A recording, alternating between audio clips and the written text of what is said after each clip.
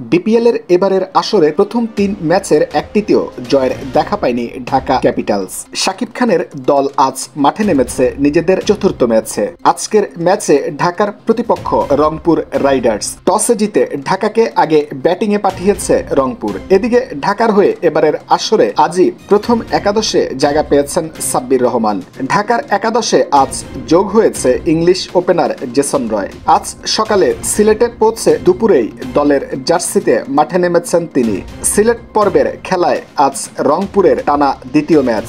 গতকাল অ্যালেক্স হেলসের দুর্দান্ত শতকে সিলেট স্ট্রাইকার্সকে হারিয়ে টানা চতুর্থ জয় পেয়েছে রংপুর রাইডার্স। দুই দলের আগের দেখায় বড় ব্যবধানেই জয় পেয়েছিল রংপুর রাইডার্স।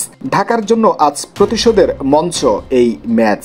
সেই সঙ্গে আসরের প্রথম জয় পাওয়ার সুযোগও থিসারা পেরেরার দলের সামনে। রংপুর রাইডার্স একাদশে যারা থাকছেন, অধিনায়ক নুরুল হাসান সোহান, অ্যালেক্স হেলস, আজিজুল হাকিম তামিম, সাইফ হাসান, ইফতিকার আহমেদ, খুশদিল শাহ, মোহাম্মদ সাইফুদ্দিন, মেহেদি হাসান, নাহিদ রানা, আকিফ, জাবেদ, কামরুল ইসলাম রাব্বি।